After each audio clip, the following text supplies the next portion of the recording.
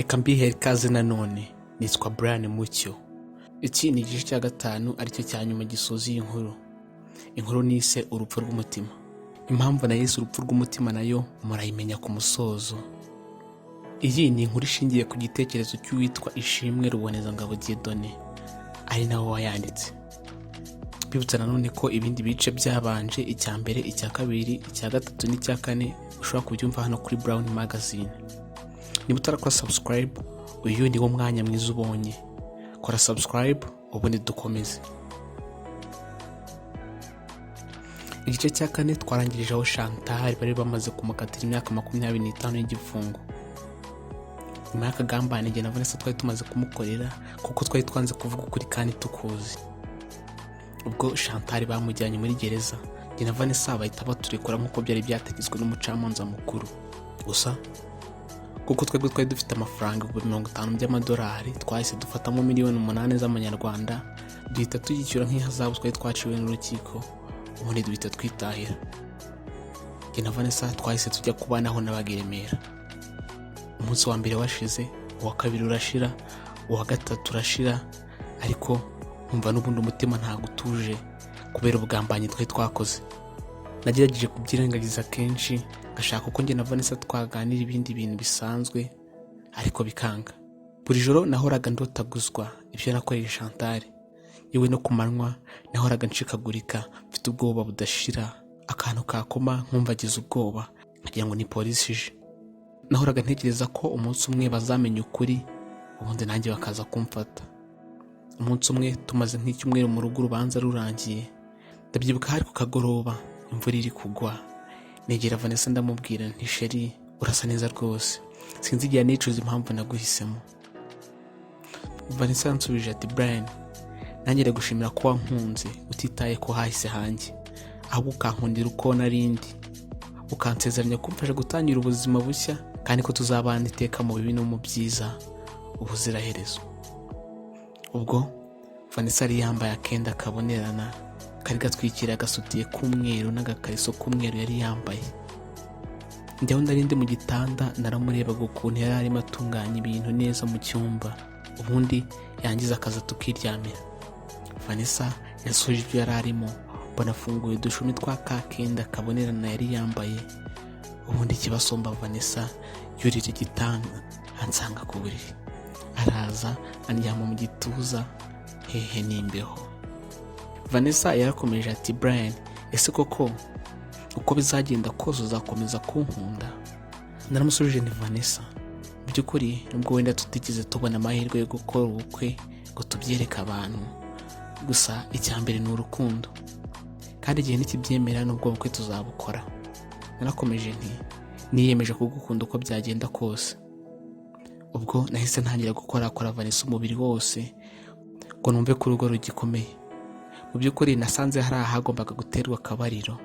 Ubwo niyegereje Vanessa ndamubwira nti noneho reka isezerano ridashira ry'urukundo rwanjye nawe ritangirire hano. Ntireka iri joro aribwo nge nawe dutangira umuryango. Ubwo nari mbizi neza ko Vanessa ari mu burumbuke. Nagombaga guhita mutera indi iryo joro, dore ko hari nacyo kintu gikomeye nari mutegerejeho. Nashakaga ko zambyarira abana basa nawe. Nukuri Vanessa yari mwiza ku buryo ntashobora gusobanura. Ubwo ibyabaye byarabaye, iryo joro ryagiye gucya, nizeye neza 100% ko igitego nagitsinze. Bwarakeye mbyuka kare, njya mu gikoni ntunganya ibya mu gitondo kugira ngo Vanessa nabyuka asange nabirangije. Urukundo rwari rwose hagati yanjye na Vanessa. Vanessa yari yaryamiriye, bishoboke ko nari namuhaye akazi gakomeye cyane hagati mu ijoro. Ubwo yabyutse asanga ibintu byose byatunganye, bitamubwira nti karibu ku meza. Vanessa yaraje ku meza, ariko nkabona nta morale afite, asa nk'ufite ikibazo. Naramubajije nti se sheri, ikibazo ni iki? Uracyatekereza ibya Chantal se? Vanessa yansubije atoya, icyo si cyo kibazo, ahubwo mfite ikintu gikomeye nshaka kukubwira. Naramubwiye nti ndi hano ku bwawe, bwira ikibazo cyose gihari dufatanye tugishakira umuti. Vanessa yansubije ati Brian, ikibazo gihari sinzi niba twakibonera umuti pe. Vanessa yagize ati mu by'ukuri sinakomeza kubiguhisha, urukundo nyarwo rushingira ku kuri no kudahishanya amabanga. Ati rero ibyo wifuza ko tuzabyarana abana ntibizashoboka, kuko ubwo nari mfite imyaka 25 barambaza bankuramo Nyababyeyi kubera ko ngo yari yafashwe na kanseri. Ati ndabyibuka mfite imyaka 14 gusa, bwa mbere ntakaza ubusugi bwanjye naryambanye n'ikigabo cyari gifite imyaka 49 kinshukishije bombe 5 zo ku gati. Guhera ubwo nabaye nk'uwihebye, ubusambanyi buranyukama, aho aba basore, abagabo n'abasaza bose bansimburanaho. Byibuze nashoboraga nko kuryamana n'abasore 10 mu cyumweru kimwe. Nyuma rero mfite imyaka 25 nibwo nagiye kwivuza kwa muganga, ambwira ko kubera ubusambanyi nakoze cyane nkiri muto aribwo bwambiyemo ikibazo cya kanseri, ngo yatangire ku nkondo y'umura. Babanje kumvura bisanzwe, ariko nyuma nibwo bavuze ko nta kindi gisubizo usibye gukuramo Nyababyeyi kugira ngo byibuze batabara ubuzima bwanjye. Ibyo numvaga ari nka filime ari kuvuga cyangwa se nk'inkuru yasomye ahantu mu gitabo, kuko njye ubwanjye sinashoboraga kubyiyumvisha. Gusa nkabona amarira yamurenze, natangiye gutekereza neza, mbona ko ibintu ari kuvuga bishobora kuba ari ukuri. Nahise nsohoka mva mu rugo, ndagenda njya mu rusengero twari duturanye, ntangira gusenga, ntangira kwihana ibyaha, saba Imana imbaraga zo guca muri icyo kibazo, kandi saba Imana kunyobora ku mwanzuro nari ngiye gufata. Narasenze cyane, numva ijwi ry'Imana rirambwiye riti nako kangende njye kubibwira umugore wanjye Vanessa, kuko ijuru ryantegetse ko ari we mbibwira bwa mbere. Naragiye, numvaga umutima wamaze gutuza, nabyakiriye. Ngeze mu rugo nsanga Vanessa aracyarira, ndamwegera ndamubwira nti tuza, Imana iri mu rugo rwacu kandi dufiteho umugambi. Namubwiye nti mvuye gusenga, Imana irambwiye ngo nze nkubwire aya magambo. Imana ishyigikira urukundo nyakuri, kandi aho abantu batabona inzira, Imana niho ifungurira imiryango mishya. Ikindi kandi, aho imbaraga z'abantu zirangirira niho imbaraga z'Imana zitangirira. Nakomeje mbwira Vanessa nti Imana yansabye kwigorora nabona hemukiye. Ubu ngiye gusubira ku rukiko, ngiye kuvugisha ukuri ku byabaye byose, ikiguzi cyose byansaba, nibwo nzabona amahoro yo mu mutima. Ubwo naragiye ku rukiko mvugisha ukuri kose ku byabaye, kubwo kubeshya urukiko ku bijyanye n'urupfu rwa The Queen no kwiyemerera icyaha cy'ubujura, bankatiye igifungo cy'umwaka umwe. Chantal we nkimara kuvuga ukuri bahise bamurekura. Umwaka warashize, igifungo cyanjye ndagisoza. Nagarutse nsanga Vanessa akiri mu rugo, gusa wabonaga ko ubuzima bwabaye bubi cyane. Ntirakibona amavuta yo kwisiga ngo ase neza nka mbere, ndetse yanambwiye ko ibyo kurya byamushiranye, inzara ikenda kumwica. Ngo wa munasi Chantal niwe wari usigaye umuzanira ibyo kurya. Gusa mu by'ukuri Vanessa yambereye imfura. Yari yararenze isezerano ryacu ry'urukundo, yemeye kwicwa n'inzara ariko ntiyigeze anca inyuma, kandi yarantegereje ndetse yanansuraga kenshi muri gereza. Muri ako kanya nagiye kuva numva umuntu arakomanze, ngiye kureba nsanga ni Chantal. Yaraje arampobera ati Brian, nishimiye ko wagarutse, kandi naragerageje gukora ibyo nshoboye ngo umugore wawe abeho. Sinzi icyo nagombaga kuvuga usibye gupfukama nkaheza Imana icyubahiro.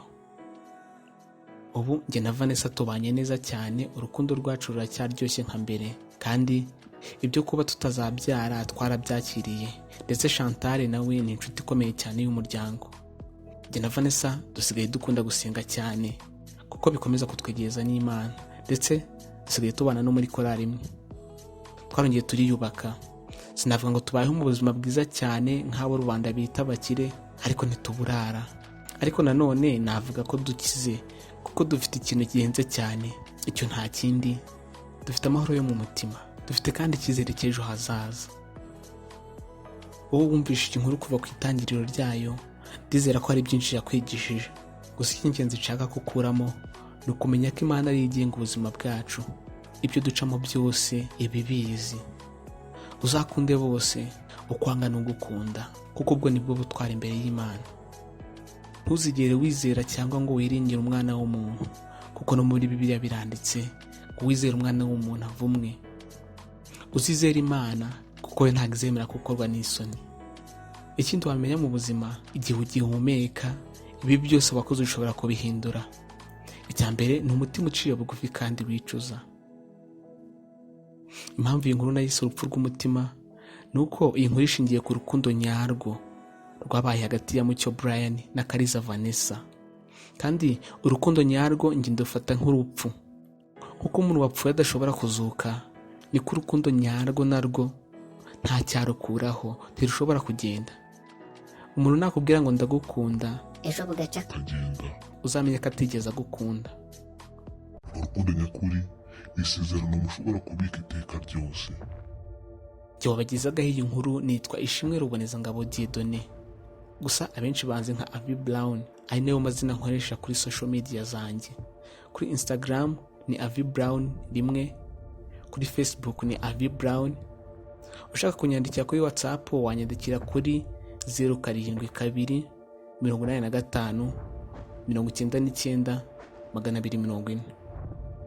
Kwa subscribe kuri channel ukeneye gukomeza kumva ndetse no kureba ibindi byiza tubateganyirije.